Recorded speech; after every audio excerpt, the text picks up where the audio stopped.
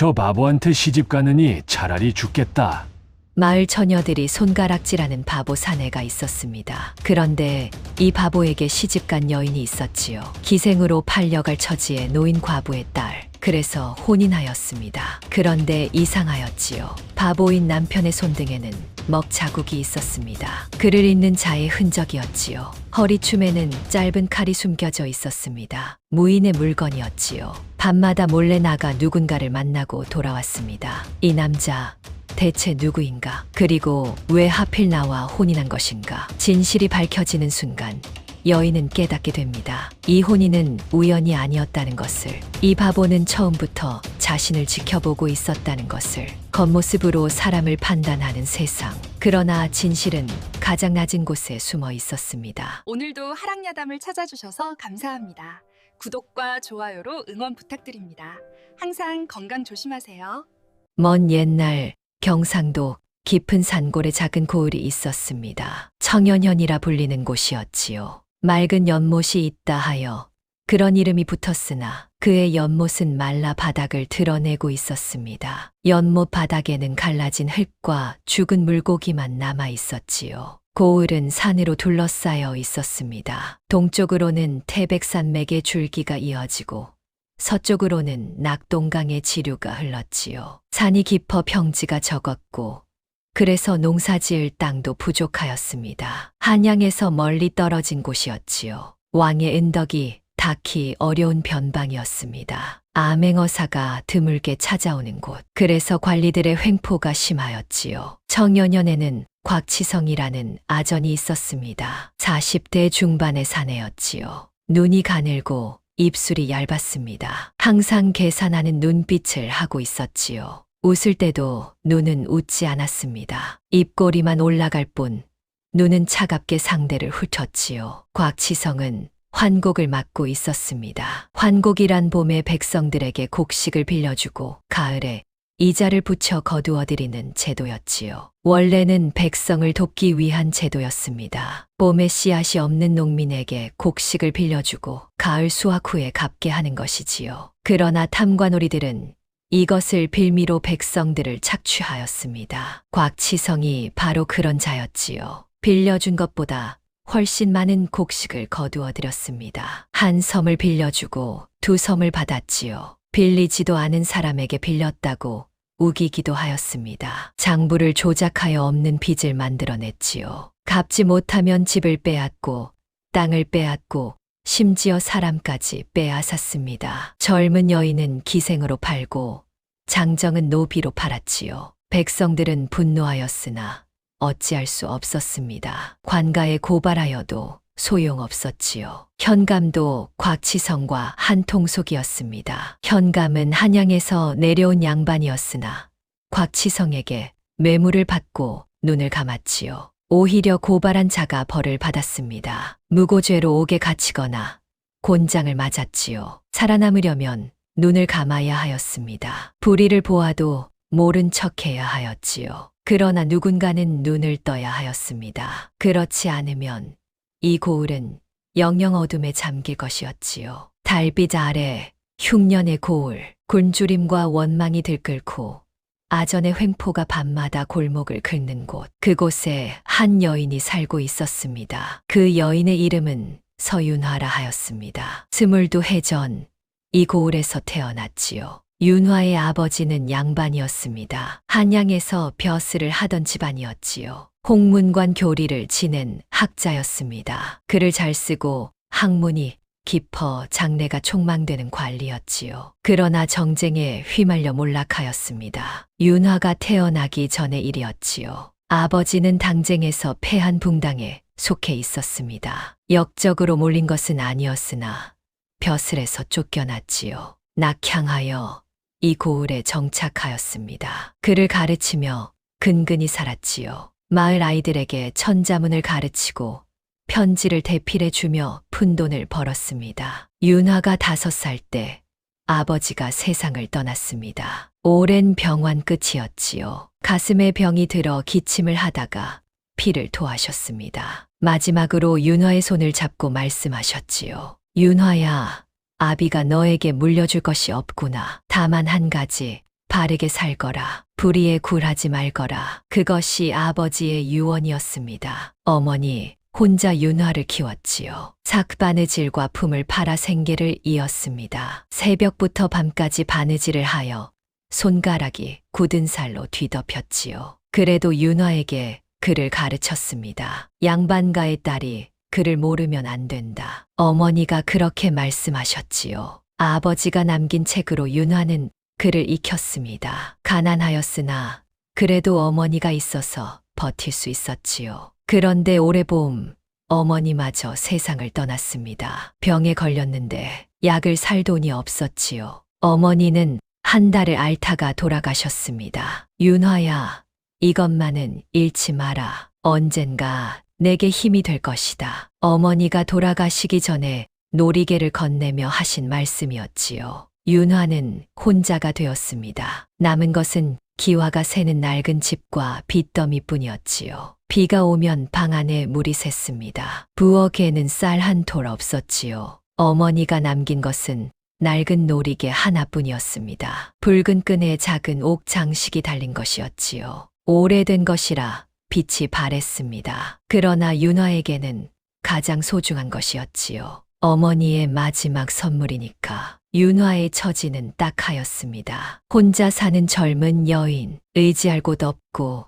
돈도 없고 힘도 없었지요. 친척도 없었습니다. 아버지 쪽 친척은 정쟁에 휘말려 뿔뿔이 흩어졌고 어머니 쪽 친척은 연락이 끊긴 지 오래였지요. 그런 윤화를 곽치성이 노렸습니다. 내 어미가 빌린 환곡이 있다. 갚아야지. 곽치성이 찾아와 말하였지요. 어머니가 환곡을 빌린 적이 없습니다. 빌렸어. 장부에 있어. 곽치성이 장부를 들이밀었습니다. 거짓이었지요. 어머니는 환곡을 빌린 적이 없었습니다. 그러나 장부에는 어머니 이름이 적혀 있었지요. 조작된 장부였습니다. 곽치성은 이런 식으로 수많은 백성을 착취하였지요. 갚지 못하면 어떻게 되는지 알지. 곽치성이 싱긋 웃었습니다. 내 몸으로 갚아야지. 기생으로 팔면 빚은 충분히 갚을 수 있어. 윤화의 얼굴이 창백해졌지요. 기생으로 팔려간다.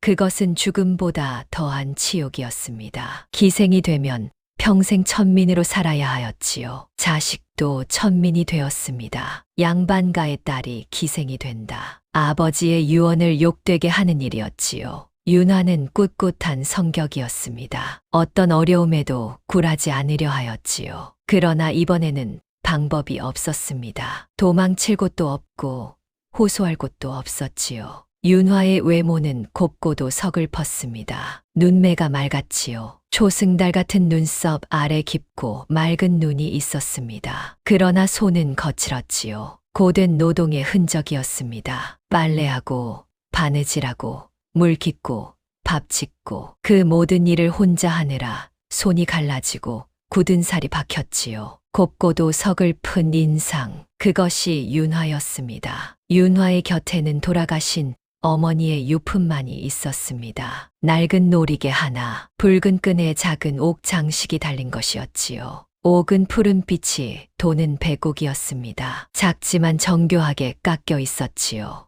오래된 것이라 빛이 바랬습니다. 그러나 윤화에게는 가장 소중한 것이었지요. 어머니의 마지막 선물이니까. 윤화는 그 놀이개를 품에 품고 다녔습니다. 적대자 곽치성은 윤화를 옥죄고 있었습니다. 환곡을 빌미로 윤화를 기생으로 팔려 하였지요. 곽치성은 청여년에서 가장 무서운 자였습니다. 현감도 그의 눈치를 보았지요. 곽치성은 현감에게 뇌물을 바쳤고 현감은 곽치성의 횡포를 눈감아 주었습니다. 둘은 한 통속이었지요. 백성들은 곽치성을 두려워하였습니다. 그에게 찍히면 끝이라고 하였지요. 재산을 빼앗기든 갇히든 기생으로 팔려가든 곽치성에게 찍히면 피할 수 없었습니다. 윤화에게 조력자가 있었습니다. 장터의 약초꾼 노파 만덕이었지요. 만덕은 70이 넘은 노인이었습니다. 허리가 굽고 머리가 희었지요. 그러나 눈빛만은 맑았습니다. 젊은이 못지않게 또렷한 눈빛이었지요.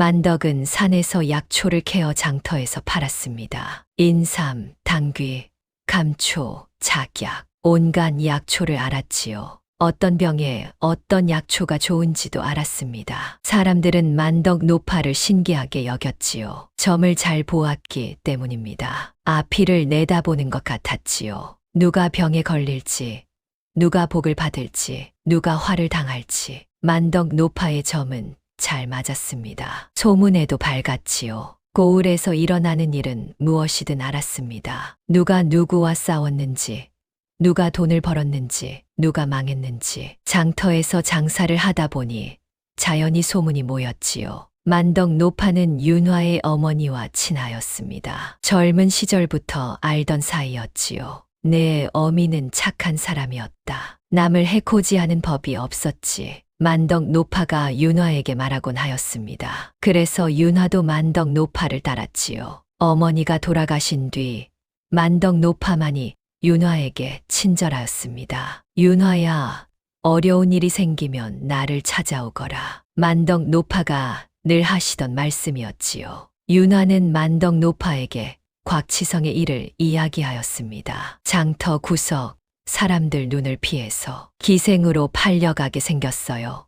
할머니, 만덕 노파가 눈을 감고 생각에 잠겼지요. 한참을 생각하더니 입을 열었습니다. 방법이 하나 있다. 무슨 방법이요? 시집을 가거라. 시집이요? 윤화가 놀라 물었지요. 남편이 생기면 곽치성도 함부로 하지 못할 것이다. 남의 아내를 기생으로 판다는 것은 명분이 서지 않으니까. 만덕 노파가 설명하였습니다. 조선에서 기혼 여인은 남편의 소유였지요. 남편이 없는 여인은 쉽게 팔려갈 수 있었으나 남편이 있는 여인을 기생으로 파는 것은 어려웠습니다. 남편이 반대하면 명분이 서지 않았지요. 윤화는 고개를 저었습니다. 저 같은 여자에게 장가들 사람이 어디 있겠습니까? 빚더미에 집안도 망한 주제에 있다. 한 사람이 있어. 만덕 노파가 말하였습니다. 누구요? 박도겸이라는 사내다. 박도겸이요. 그 바보 말입니까? 윤화의 눈이 커졌지요. 박도겸. 그 이름은 윤화도 알았습니다. 고을에서 바보로 소문난 사내였지요. 박도겸. 그 사내를 윤화는 장터에서 처음 제대로 보았습니다. 전에도 몇 번 본 적이 있었으나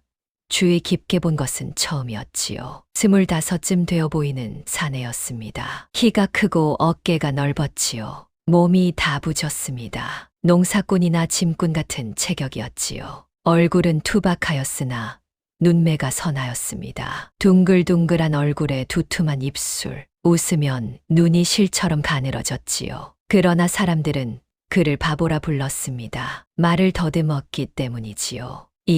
이것 얼마요? 도겸이 장터에서 물건을 사려 할 때 더듬거리며 말하였습니다. 상인이 코웃음을 쳤지요. 세 푼이야. 세 푼이요. 도겸이 주머니를 뒤적였습니다. 엽전을 꺼내어 세었지요. 하나, 둘, 셋. 한참이 걸렸습니다. 손가락을 꼽아가며 세었지요. 빨리빨리 못해. 손님이 기다려. 상인이 짜증을 냈습니다. 죄송합니다. 도겸이 고개를 숙였습니다. 그러면서도 싱긋 웃었지요. 헤헤. 어리숙한 웃음이었습니다. 욕을 먹어도 고개만 숙이고 헤헤 웃는 사내. 그것이 박도겸이었지요. 사람들은 그를 업신여겼습니다. 저 바보 좀 봐. 말도 못하고 셈도 못하고 저런 놈한테 시집갈 여자가 있겠어? 있긴 귀신도 안 가겠다. 사람들이 수군거렸습니다. 윤화도 그렇게 생각하였지요. 불쌍한 바보. 그런데 이상한 것이 있었습니다. 윤화는 도겸의 손등을 보았지요. 먹 자국이 있었습니다. 검은 먹이 손등에 묻어 있었지요. 글을 쓰는 사람에게나 생기는 자국이었습니다. 붓을 잡고 글을 쓰면 손등에 먹이 묻지요. 바보가 글을 쓴다고? 이상하였습니다. 걸음도 달랐지요. 겉으로는 어슬렁어슬렁 걸었습니다. 바보처럼 느릿느릿. 그러나 발디딤에 무게가 있었지요. 땅을 딛는 것이 단단하였습니다. 무인이 걷는 것처럼 무술을 익힌 사람의 걸음이었지요. 윤화는 어릴 때 아버지에게 들은 적이 있었습니다. 무인은 걷는 것만 봐도 안다고, 발디딤이 다르다고, 도겸의 걸음이 바로 그러하였지요. 윤화는 이해하였습니다. 이 사내 정말 바보인가? 그날 저녁 윤화는 만덕 노파에게 물었지요. 할머니, 박도겸이 정말 바보입니까? 만덕 노파가 의미심장하게 웃었습니다. 사람이 바보여도 그림자는 바보가 아니더라. 무슨 뜻입니까? 겉과 속이 다른 사람이 있는 법이지. 바보처럼 보여도 바보가 아닌 사람, 똑똑해 보여도 바보인 사람. 만덕 노파는 더 이상 말하지 않았습니다. 윤화는 고개를 갸웃거렸지요. 그림자는 바보가 아니라니 무슨 뜻일까? 며칠 뒤 곽치성이 다시 찾아왔습니다. 해가 질 무렵이었지요. 윤화는 저녁밥을 짓고 있었습니다. 쌀이 없어 죽을 끓이고 있었지요. 윤화야, 생각해 봤느냐? 곽치성이 마당에 들어서며 말하였습니다. 무엇을 말입니까? 환공 말이다. 갚을 방법이 있느냐? 윤화는 대답하지 못하였지요. 갚을 방법이 없었습니다. 없으면 기생으로 가야지. 내가 다 주선해 놓았다. 곽치성이 싱긋 웃었습니다. 한양의 기생집에 말해 놓았어. 내 같은 여자는 비싸게 팔린다더라. 얼굴이 곱거든. 윤화의 얼굴이 사색이 되었지요. 한양의 기생집. 한 번 들어가면 나올 수 없는 곳이었습니다. 내일 사람이 올 것이다. 데려가게. 곽치성의 목소리가 차가웠지요. 윤화의 얼굴이 창백해졌습니다. 내일이면 끌려간다. 윤화는 도망치려 하였습니다. 그러나 곽치성이 집 앞에 사람을 세워두었지요. 도망치려고 하지 마. 어디로 가든 잡아올 거야. 곽치성이 비웃으며 떠났습니다. 윤화는 절망하였지요. 이대로 기생이 되는 것인가? 아버지의 유언을 지키지 못하는 것인가? 어머니의 놀이개를 움켜쥐며 윤화는 울었습니다. 그때 누군가가 나타났습니다. 저기요. 더듬거리는 목소리. 박도겸이었지요. 어둠 속에서 걸어왔습니다. 뭐야? 이 바보가 왜 여기 왔어? 곽치성이 세워둔 감시인이 짜증을 냈습니다. 저 할 말이 있어요. 할 말. 바보가 무슨 할 말이 있어? 저 아가씨한테요. 도겸이 윤화를 가리켰지요. 윤화는 눈물을 닦고 도겸을 바라보았습니다. 내가 데려가면 안 돼요? 도겸이 말하였지요. 윤화의 눈이 커졌습니다.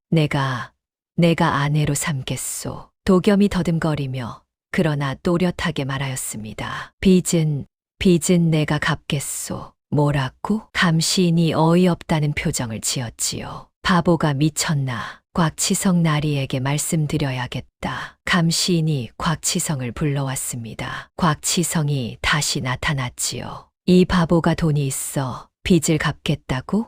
있소. 도겸이 주머니에서 뭉치를 꺼냈지요. 엽전 뭉치였습니다. 제법 두툼하였지요. 곽치성의 눈이 번뜩였습니다. 이것이면 돼요? 도겸이 돈을 내밀었습니다. 빚보다 많은 돈이었지요. 곽치성은 욕심이 생겼습니다. 기생으로 팔면 더 많이 받을 수 있었으나 시간이 걸렸지요. 지금 당장 돈을 받는 것도 나쁘지 않았습니다. 게다가 바보에게 시집 보내면 언제든 또 뜯어낼 수 있었지요.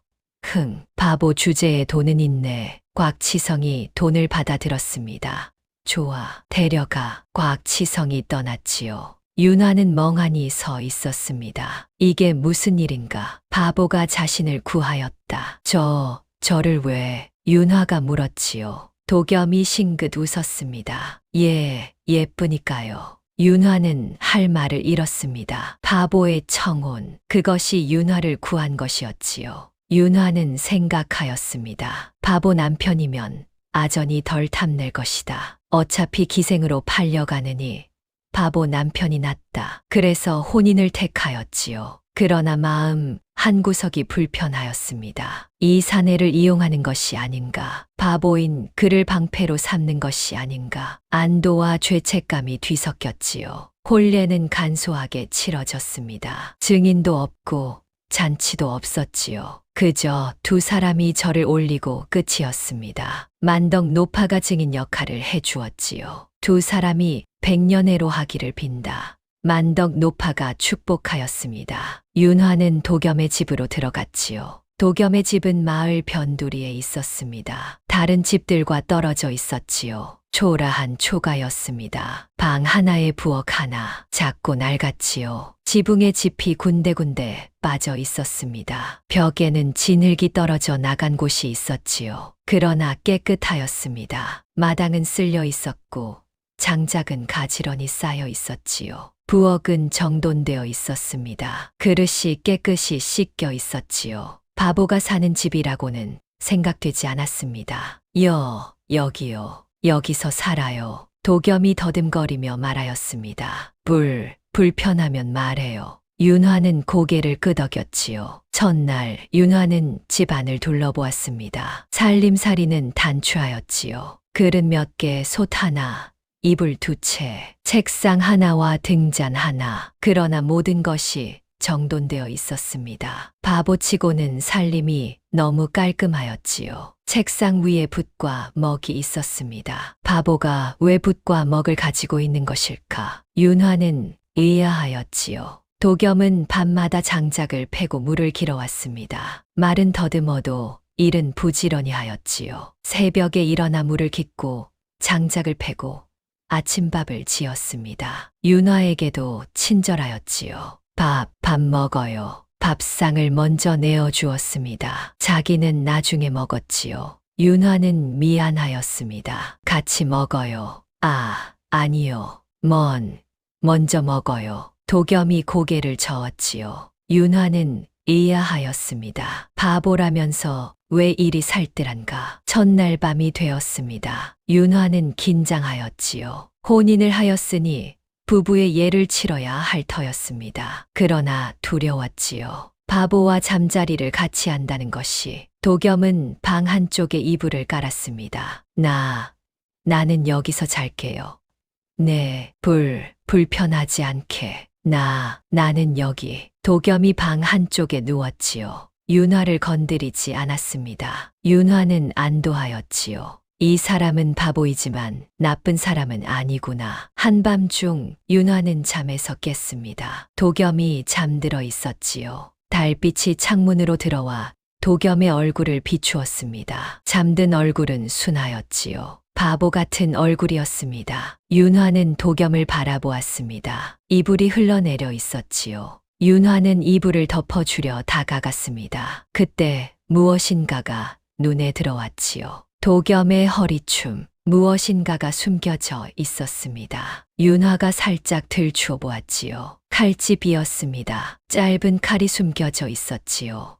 비수, 암살자나 호신용으로 쓰는 칼이었습니다. 윤화의 심장이 두근거렸지요. 바보가 왜 칼을 품고 있는가? 이 사내는 대체 누구인가? 윤화는 이불을 덮어주고 물러났습니다. 잠을 이루지 못하였지요. 밤새 생각하였습니다. 이 사내는 무엇인가를 숨기고 있다. 다음 날 아침 윤화가 마당에 나오자 검은 개 한 마리가 앉아 있었습니다. 큰 개였지요. 어깨 높이가 윤화의 허리춤까지 올 정도였습니다. 털이 칠흑처럼 검었지요. 윤기가 흘렀습니다. 잘 먹인 개 같았지요. 눈빛이 날카로웠습니다. 보통 개의 눈빛이 아니었지요. 사람을 꿰뚫어 보는 것 같은 눈빛이었습니다. 윤화를 노려보고 있었지요. 윤화는 걸음을 멈췄습니다. 무서웠지요. 저 개가 달려들면 어떡하나? 저 개는요? 윤화가 도겸에게 물었지요. 도겸이 마당으로 나왔습니다.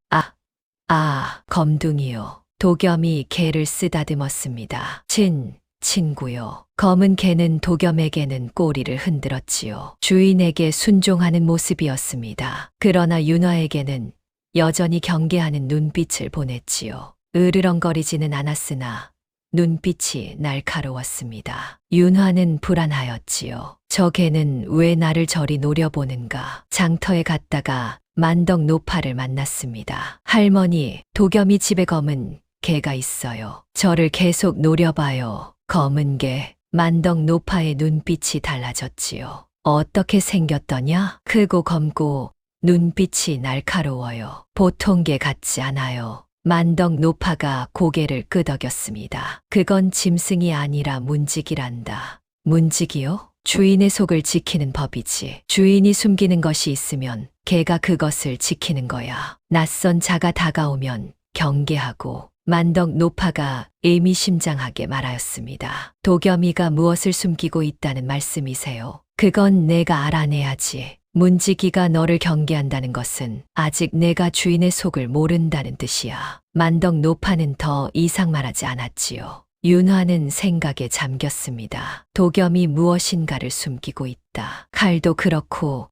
개도 그렇고 이 사내는 보통 바보가 아니다. 그날 밤 윤화는 이상한 꿈을 꾸었습니다. 관복을 입은 사내가 나타났지요. 푸른 관복에 검은 사모, 높은 관리의 복장이었습니다. 얼굴은 보이지 않았지요. 안개에 가린 것처럼 흐릿하였습니다. 그러나 목소리는 들렸지요. 장부는 숨을 때가 있다. 낮고 위험 있는 목소리였습니다. 숨어야 할 때 숨고 나타나야 할 때 나타난다. 그것이 장부의 도리이니라. 그 말이 귓가에 맴돌았습니다. 장부는 숨을 때가 있다. 무슨 뜻일까? 윤화는 꿈에서 깨어났지요. 심장이 두근거렸습니다. 도겸은 곁에서 자고 있었지요. 잠든 얼굴은 순하였습니다. 바보 같은 얼굴. 그러나 윤화는 잠을 이루지 못하였지요. 이 사내는 무엇인가를 숨기고 있다. 그것만은 확실하였습니다. 며칠 뒤 관가에서 사람이 왔습니다. 아침나절이었지요. 윤화가 빨래를 하고 있었습니다. 서윤화를 데려오라는 영이다. 포졸이 말하였지요. 무슨 일입니까? 환곡 빚 때문이다. 아직 다 갚지 않았다 하더라. 빚은 다 갚았습니다. 윤화가 항변하였지요. 아니다. 장부에 아직 남아있다. 가서 해명해라. 포졸이 윤화를 끌고 갔습니다. 관아에 가니 곽치성이 기다리고 있었지요. 관아 마당 한가운데 서 있었습니다. 윤화야,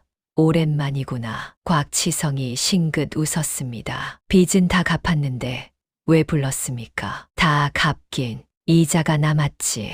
이자요? 빌린 것에는 이자가 붙는 법이다. 이자를 갚아야지. 곽치성이 장부를 들이밀었지요. 또 조작된 장부였습니다. 원금은 갚았으나 이자가 남았다고 적혀 있었지요. 이건 거짓입니다. 윤화가 소리쳤습니다. 거짓, 장부에 있는데. 곽치성이 코웃음을 쳤습니다. 시집 갔다고 빠져나갈 수 있을 것 같았나? 바보한테 시집 가서. 곽치성의 눈빛이 험악해졌지요. 내가 얼마나 버티나 보자. 바보 남편이 지켜줄 수 있을 것 같아. 그때 도겸이 나타났습니다. 저기요. 더듬거리며 들어왔지요. 관아 마당으로 뚜벅뚜벅 걸어왔습니다. 왜야?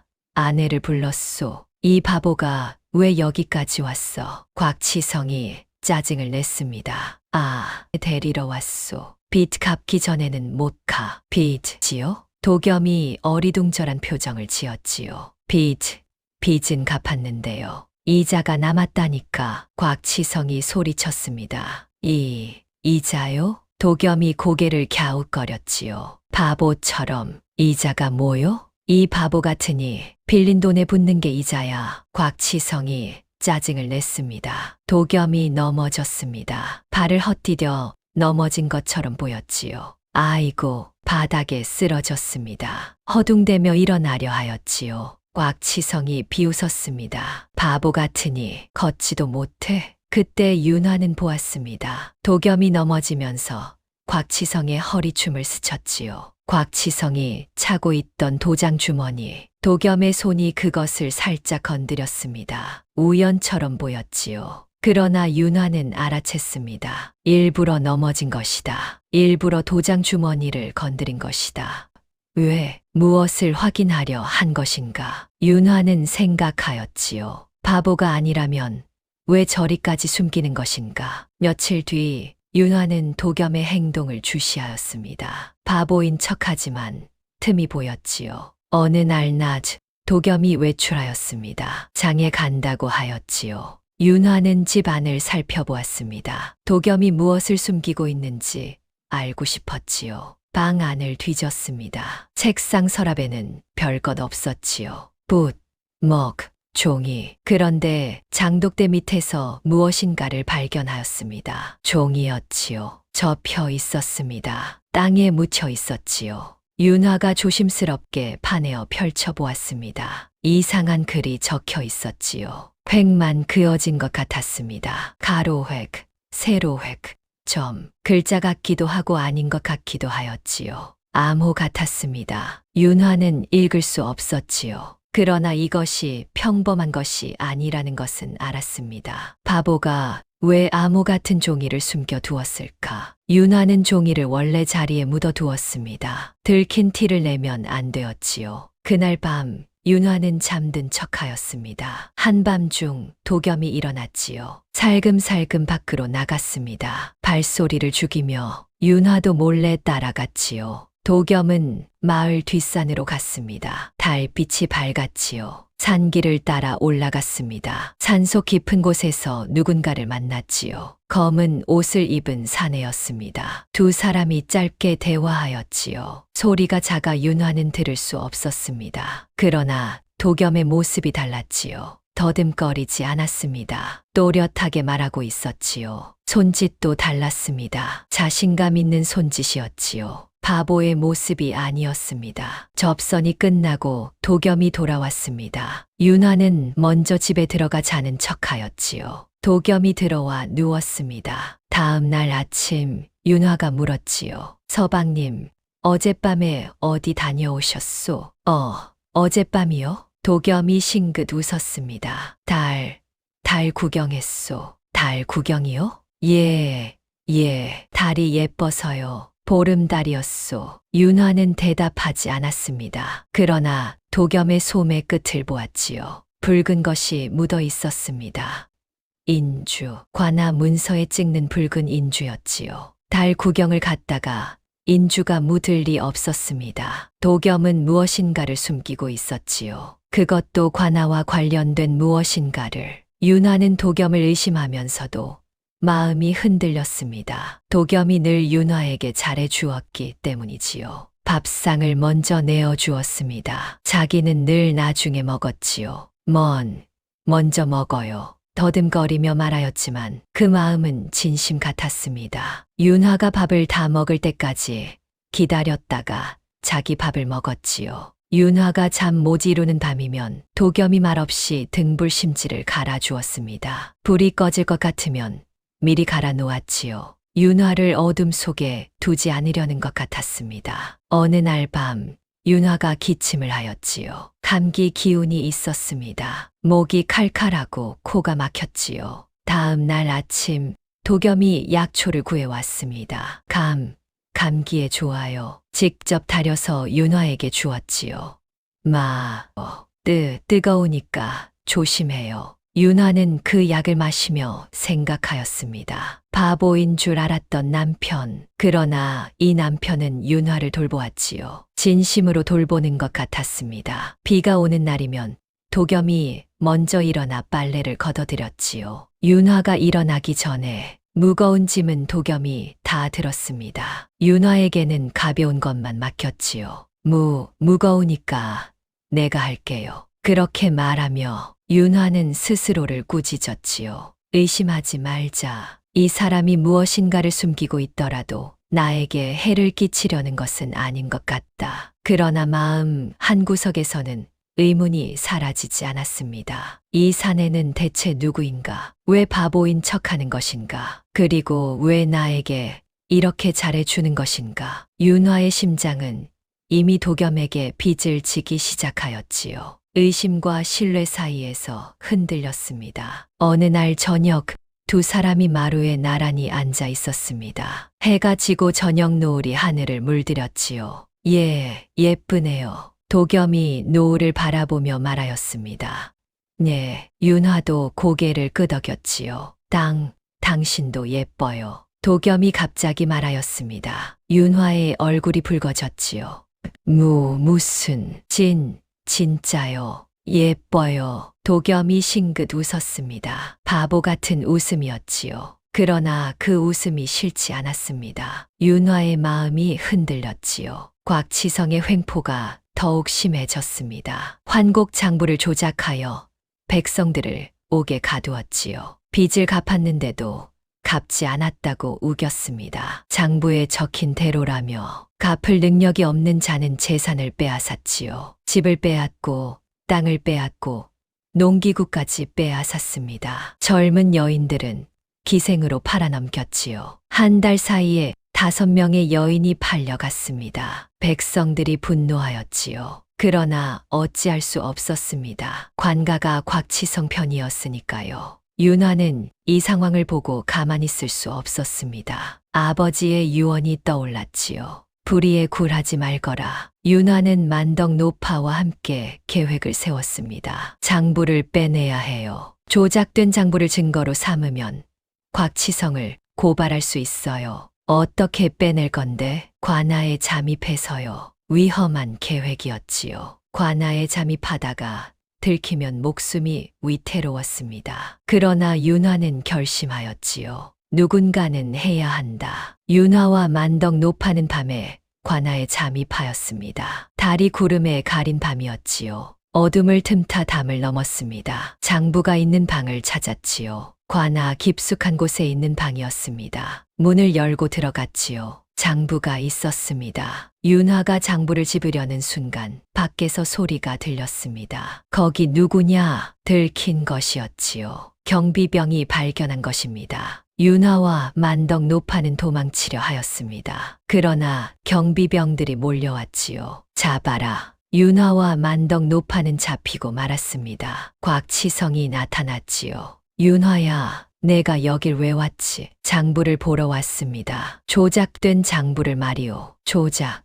무슨 조작? 곽치성이 코웃음을 쳤지요. 증거도 없이 함부로 말하면 안 되지. 관아에 무단 침입한 죄로 옥에 가둬야겠다. 곽치성이 윤화를 끌고 갔습니다. 이번에는 봐줄 수 없다. 옥에 가둬라. 윤화가 옥에 갇히려 할 때 도겸이 나타났습니다. 저기요. 더듬거리며 들어왔지요. 아, 아내를 왜 가둬요? 이 바보가 또 왔어? 곽치성이 짜증을 냈습니다. 아내가 범법을 했어. 관아에 침입했단 말이야. 아, 아내가요? 도겸이 어리둥절한 표정을 지었지요.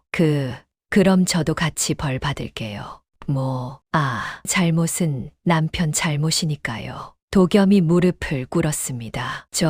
저를 때려주세요. 아내 대신 저를요. 뭐라고? 곽치성이 어이없다는 표정을 지었지요. 바보가 미쳤나? 좋아, 때려라. 포졸이 도겸을 때렸습니다. 매질이 시작되었지요. 곤장이 내리쳤습니다. 도겸은 맞으면서도 헤헤 웃었지요. 바보처럼. 윤화는 그 모습을 보며 절망하였습니다. 정녕 나를 구할 힘이 없는가? 이 사내는 정말 바보인 것인가? 매질이 끝났습니다. 도겸의 등에 피멍이 들었지요. 곽치성이 말하였습니다. 이번은 봐주마. 하지만 다음에 또 이러면 둘 다 죽여버리겠어. 윤화와 도겸은 풀려났습니다. 만덕 노파도 풀려났지요. 집으로 돌아오는 길, 윤화는 말이 없었습니다. 도겸도 침묵하였지요. 집에 돌아와 윤화가 도겸의 등을 보았습니다. 피멍이 심하였지요. 약을 발라드릴게요. 윤화가 약을 구해와서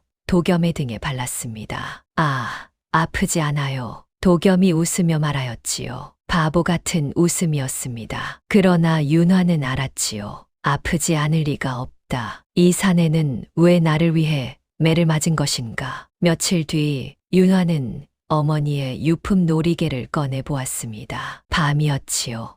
도겸이 잠든 뒤였습니다. 낡은 놀이개, 붉은 끈의 작은 옥장식. 윤화는 놀이개를 만지작거리다가 이상한 것을 발견하였지요. 옥장식이 살짝 열리는 것 같았습니다. 전에는 몰랐지요. 그냥 옥장식인 줄 알았습니다. 윤화가 조심스럽게 열어보았지요.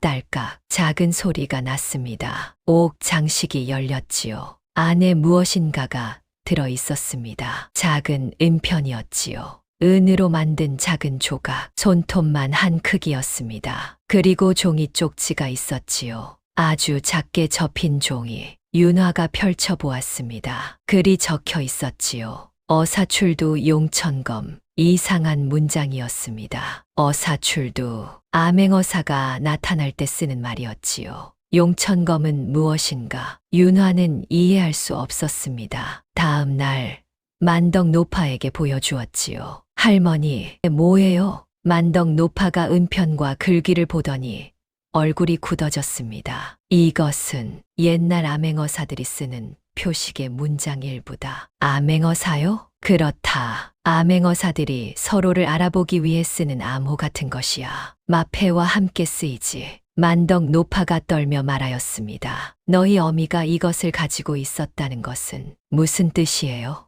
너희 어미 예전에 어사나리에게 은혜를 입었다 하더니 그것이 사실이었구나. 어머니가 암행어사에게 은혜를 입었다고요? 옛날 일이다. 내가 태어나기 전의 일이지. 자세한 것은 나도 모른다. 다만 내 어미가 암행어사와 인연이 있다는 것만 알았지. 만덕 노파가 고개를 저었습니다. 모르겠다. 하지만 이것은 중요한 것이야. 함부로 보여주지 마라. 잘 간직해라. 윤화는 놀이개를 다시 품에 품었습니다. 어머니의 비밀, 아직 다 밝혀지지 않았지요. 어머니는 왜 이것을 간직하고 있었을까? 그리고 왜 나에게 남긴 것일까? 윤화는 결심하였습니다. 더는 보호받기만 하지 않겠다고, 당하고만 있지 않겠다고 직접 나서기로 하였지요. 도겸이 매를 맞는 것을 보며 윤화는 깨달았습니다. 내가 져야 한다. 남에게 기대지 않고 스스로 싸워야 한다. 장터에 가서 소문을 모았습니다. 곽치성에게 피해를 입은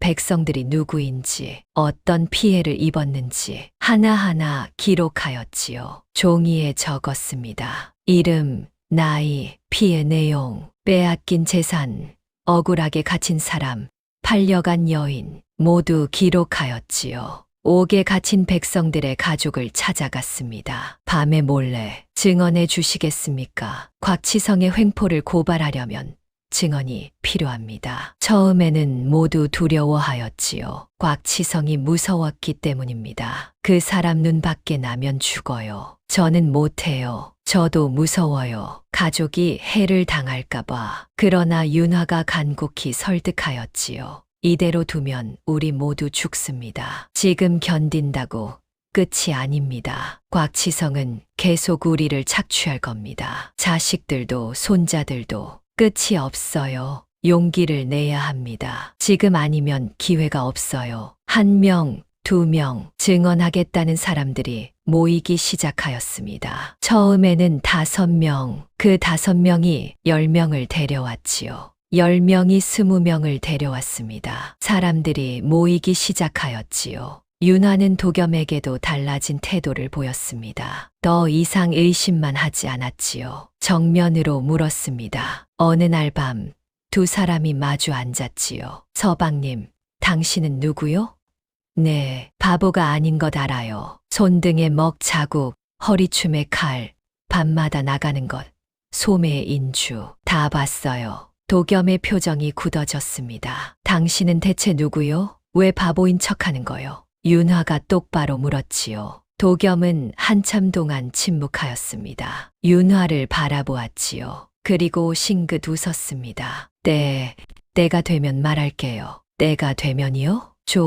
조금만 기다려요. 때가 되면 다 말해줄게요. 도겸이 말하였습니다. 윤화는 더 이상 캐묻지 않았지요. 그러나 알았습니다. 이 사내는 분명 무엇인가를 준비하고 있다는 것을, 그리고 그것이 곧 밝혀질 것이라는 것을. 며칠 뒤 사건이 터졌습니다. 곽치성이 윤화를 죽이려 한 것이지요. 윤화가 증언을 모으고 있다는 것을 알게 된 곽치성은 분노하였습니다. 전현이 감히. 곽치성이 부하들을 불렀지요. 윤화를 죽여라. 조용히 처리해. 밤에 자객을 보냈습니다. 검은 옷을 입은 사내 셋이었지요. 윤화가 집에 혼자 있을 때 자객들이 침입하였습니다. 도겸은 외출 중이었지요. 죽어라. 자객이 칼을 휘둘렀습니다. 윤화는 피하려 하였으나 쫓기게 되었지요. 집 밖으로 도망쳤습니다. 자객들이 뒤따랐지요. 마을 뒷골목으로 도망쳤습니다. 막다른 골목.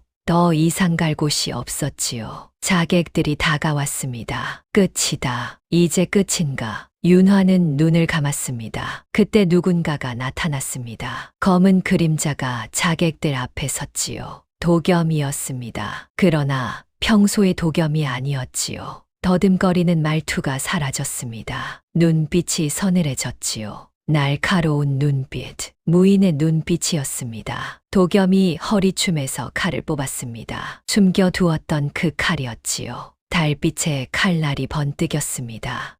물러서라. 도겸의 목소리가 달랐습니다. 더듬거리지 않았지요. 또렷하고 위험 있는 목소리였습니다. 자객들이 움찔하였습니다. 뭐야, 이 바보가. 그러나 곧 덤벼들었지요. 셋이 한꺼번에 도겸이 칼을 휘둘렀습니다. 빠르고 정확한 검술이었지요. 순식간에 2명을 쓰러뜨렸습니다. 나머지 1명은 도망쳤지요. 윤화는 놀라서 도겸을 바라보았습니다. 서방님, 괜찮소? 도겸이 윤화에게 다가왔지요. 다친 데 없소? 없어요. 근데 당신은 이제 말해야겠소. 도겸이 품에서 무엇인가를 꺼냈습니다. 작은 패였지요. 나무로 만든 패, 말 그림이 새겨져 있었습니다.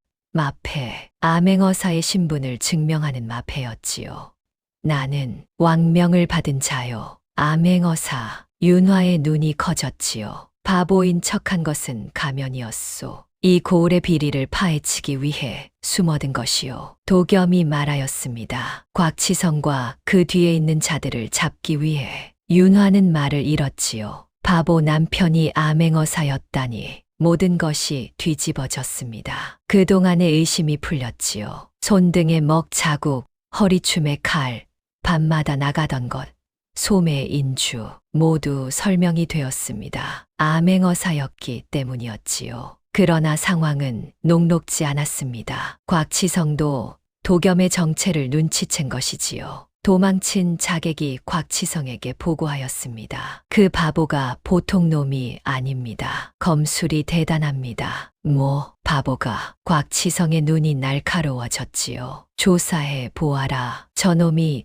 대체 누구인지. 곽치성이 부하들에게 명하였습니다. 조사 결과 의심이 확신으로 바뀌었지요. 아무래도 저놈 암행어사인 것 같습니다. 암행어사. 곽치성의 얼굴이 사색이 되었습니다. 암행어사가 왔다. 자신의 비리가 드러날 것이다. 곽치성은 두려웠지요. 그러나 포기할 수 없었습니다. 지금까지 쌓아온 것을 잃을 수 없었지요. 곽치성은 윤화를 인질로 삼으려 하였습니다. 윤화가 장터에 갔다가 곽치성의 부하들에게 잡혔지요. 어사나리, 아내가 어떻게 되든 상관없겠지. 곽치성이 도겸에게 말하였습니다. 가짜 혼인이니까. 숨기 위해 한 혼인이니까. 도겸의 얼굴이 굳어졌습니다. 윤화를 놓아라. 싫은데. 곽치성이 싱긋 웃었지요. 어사를 죽일 수는 없지만 아내는 죽일 수 있어. 내가 움직이면 이 여자가 죽어. 상황이 꼬였습니다. 설상가상으로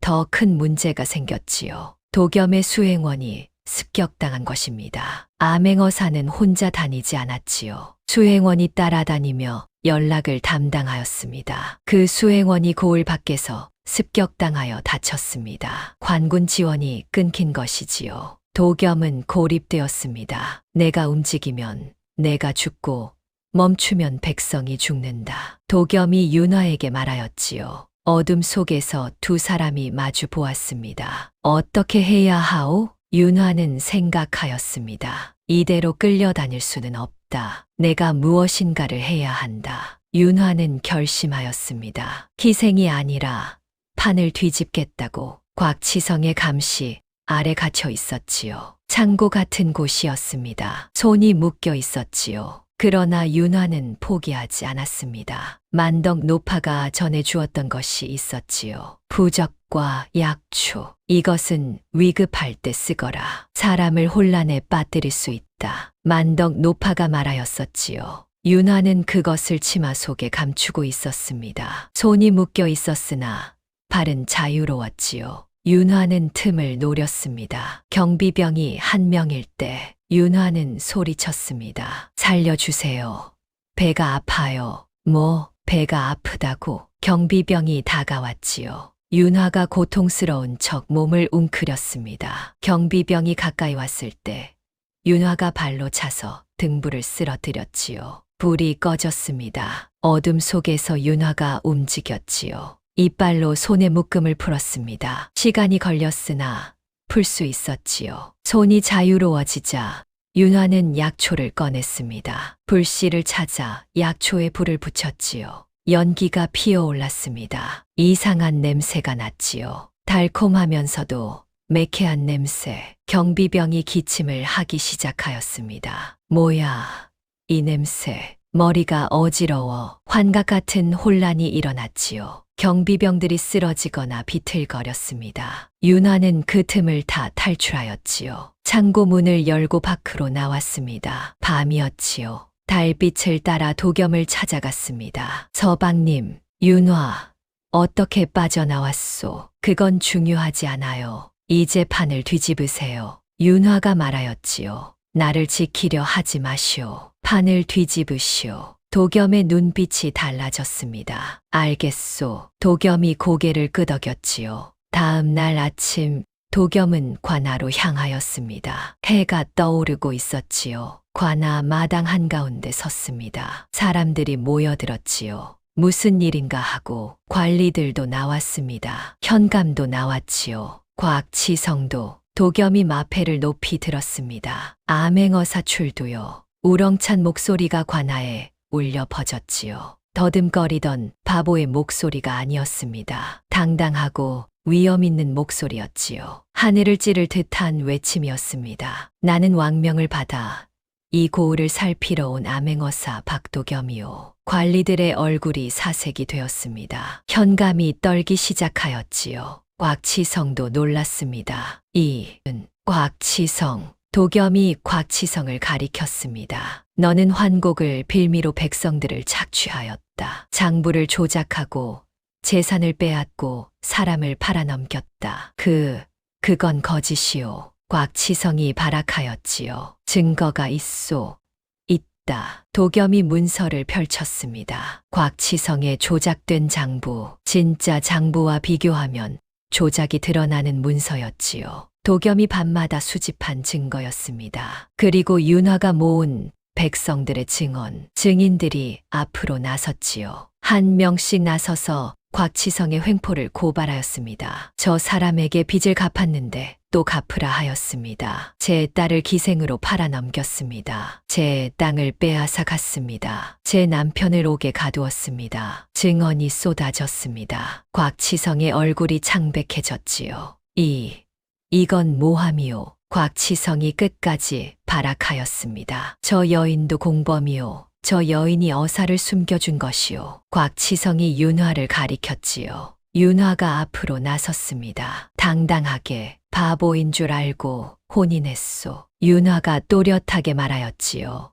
허나 바보는 이 고을이었소. 윤화가 곽치성을 똑바로 바라보았습니다. 백성을 착취하고 불의를 저지르면서 그것이 영원히 숨겨질 줄 알았소. 진실은 반드시 밝혀지는 법이요. 곽치성이 말을 잃었지요. 도겸이 명하였습니다. 곽치성을 체포하라. 포졸들이 곽치성을 잡았지요. 곽치성이 끌려갔습니다. 백성들이 환호하였지요. 만세!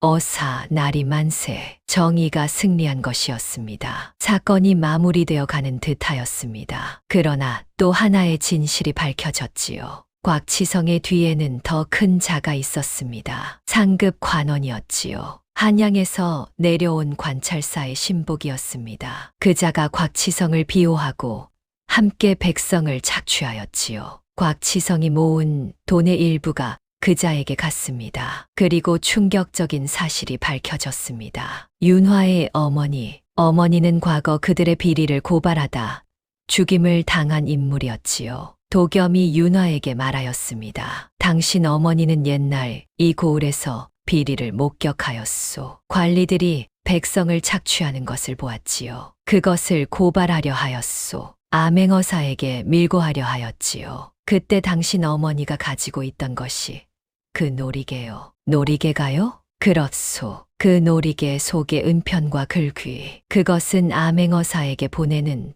증거의 열쇠였소. 도겸이 설명하였지요. 당시 암행어사가 이 고을을 조사하였으나 증거를 찾지 못하였소. 그 사이에 당신 어머니가 해를 입었지요. 어머니가 병에 걸린 것이 아니었다는 말입니까? 그렇소. 독을 먹은 것이요. 곽치성의 배후에 있는 자들이 당신 어머니를 해친 것이요. 윤화의 눈에서 눈물이 흘렀습니다. 어머니가 독살당하였다고요? 그렇소. 당신 어머니는 용감한 분이었소. 불의에 맞서다가 희생당하였소. 도겸의 목소리에 안타까움이 서렸지요. 그렇다면 놀이개의 은편은 당신 어머니가 남긴 증거의 열쇠요. 그것이 있어야 숨겨진 장부를 찾을 수 있었소. 곽치성의 배후에 있는 자들의 장부를 도겸이 설명하였습니다. 윤화의 놀이개 속 은편. 그것은 비밀 창고의 열쇠였지요. 그 창고에는 모든 비리가 기록된 장부가 숨겨져 있었습니다. 그렇다면 서방님은 처음부터 저를 알고 있었던 것입니까? 그렇소. 도겸이 고개를 끄덕였습니다. 당신 어머니의 일을 조사하다가 당신을 알게 되었소. 곽치성이 당신을 노린다는 것도 알았지요. 혼인은 당신을 살리기 위한 가장 안전한 위장이었소. 바보 남편이면 곽치성도 경계를 풀 것이라 생각하였소. 그리고 당신 곁에서 당신을 지킬 수 있었소. 윤화는 말을 잃었지요. 혼인은 우연이 아니었습니다. 처음부터 도겸은 윤화를 지키려 하였던 것이지요. 모든 것이 밝혀졌습니다. 곽치성과 그 배후의 상급 관원은 체포되었지요. 한양으로 압송되어 국문을 받았습니다. 모든 죄가 드러났지요. 환곡 조작, 백성 착취, 살인, 윤화의 어머니를 해친 죄까지 중죄를 지은 것이었습니다. 엄중한 처벌이 내려졌지요. 곽치성은 유배되었습니다. 배후의 상급 관원은 파직되고 옥에 갇혔지요. 현감도 매물죄로 파직되었습니다. 옥에 갇힌 백성들은 모두 풀려났습니다. 빼앗긴 재산도 돌려받았지요. 기생으로 팔려간 여인들도 구출되었습니다. 고향으로 돌아올 수 있었지요. 청년연의 평화가 찾아왔습니다. 윤화는 어사의 아내가 되었지요. 그러나 그보다 중요한 것이 있었습니다. 윤화는 고을의 억울함을 밝혀낸 증인으로 인정받았지요. 백성들이 윤화에게 감사하였습니다. 윤화 아씨 덕분에 우리가 살았습니다. 아씨가 증언을 모아주셔서 진실이 밝혀졌습니다. 고맙습니다. 아씨. 윤화는 겸손하게 대답하였습니다. 저는 한 일이 없습니다. 모두 서방님 덕분입니다. 도겸은 떠날 채비를 하였습니다. 암행어사는 한 곳에 머무르지 않았지요. 임무가 끝나면 다른 곳으로 가야 하였습니다. 늘 떠도는 그림자였지요. 떠나시는 겁니까? 윤화가 물었지요. 그렇소. 다른 곳에도 불의가 있소. 그곳도 살펴야 하오. 저는 어떻게 하면 됩니까? 도겸이 윤화를 바라보았습니다. 당신은 여기 있어도 되고 함께 가도 돼요. 함께 가도 된다고요? 당신이 원한다면. 당신은 강한 사람이요. 곁에 있으면 든든하오. 도겸이 미소 지었지요. 윤화도 미소 지었습니다. 떠나기 전날 도겸과 윤화는 마루에 나란히 앉아 있었습니다. 달이 밝았지요. 마당에 달빛이 쏟아지고 있었습니다. 검은 개 검둥이가 마당에 앉아 있었지요. 이제는 윤화를 경계하지 않았습니다. 꼬리를 흔들었지요. 문지기가 윤화를 인정한 것이었습니다. 도겸이 예전의 바보 같은 웃음을 다시 지어 보였습니다. 네, 내가 바보인 척한 건 말이오. 더듬거리는 말투를 흉내내었지요. 세상이 바보를 가장 만만히 보아서였소. 윤화가 웃었습니다. 그 연기 정말 잘하셨소. 연기가 아니오. 원래 저래요. 도겸이 장난스럽게 말하였지요. 두 사람이 웃었습니다. 달빛 아래에서 윤화가 말하였습니다. 그럼 나는 그 만만함을 깨뜨린 사람이 되겠소. 무슨 뜻이오? 세상이 바보를 만만히 본다면 나는 그 세상을 깨뜨리겠소. 겉모습으로 사람을 판단하는 세상을. 윤화의 눈빛이 단단하였지요. 어머니가 그러다 돌아가셨지만 나는 포기하지 않겠소. 불의에 맞서겠소. 어머니의 유언을 지키겠소. 도겸이 윤화를 바라보았습니다. 당신은 강한 사람이요. 서방님 덕분이요. 서방님이 보여주셨으니까 숨어서도 싸울 수 있다는 것을, 바보처럼 보여도 세상을 바꿀 수 있다는 것을. 두 사람은 손을 맞잡았습니다. 다음 날 아침 도겸과 윤화는 청년현을 떠났습니다. 함께 떠났지요. 마을 사람들이 배웅하였습니다. 마을 어귀까지 따라 나왔지요. 어사나리 건강하십시오. 윤화 아씨 고맙습니다. 다시 오십시오. 도겸이 뒤를 돌아보며 손을 흔들었지요. 예전의 바보 같은 웃음을 지었습니다. 헤헤 웃는 그 웃음. 그러나 이제 사람들은 알았지요. 그 웃음 뒤에 숨겨진 진실을. 바보가 아니라 세상을 바꾸려는 자의 웃음이라는 것을. 겉모습으로 사람을 재단하는 세상. 그러나 진실은 늘 가장 낮은 곳에 숨어 있습니다. 바보라 불린 자가 암행어사였고 가장 무력해 보이는 여인이 가장 용감하였지요. 세상은 우리를 겉으로 판단합니다. 그러나 진짜 가치는 겉에 있지 않지요. 마음에 있습니다. 행동에 있습니다. 오늘 하루 당신 곁에 있는 사람을 다시 바라보시기 바랍니다. 그 사람의 겉모습이 아니라 마음을. 어쩌면 그 사람이 당신을 위해 무엇인가를 숨기고 있을지도 모르니까요. 어쩌면 그 사람이 바보처럼 보이지만 실은 당신을 지키고 있을지도 모르니까요. 그리고 가끔은 바보처럼 살아보시기 바랍니다. 세상의 눈을 피해 조용히 옳은 일을 하는 것. 그것이 진정한 용기인지도 모르니까요. 윤화의 어머니가 그러하였고 도겸이 그러하였고 윤화가 그러하였듯이 불의에 맞서는 것, 진실을 지키는 것. 그것이 진정한 장부의 도리이겠지요. 다음 영상을 빠르게 만나보시려면 좋아요와 구독을 눌러주세요. 그럼 더 재미있는 영상으로 찾아뵙겠습니다. 모두 행복한 하루 보내세요.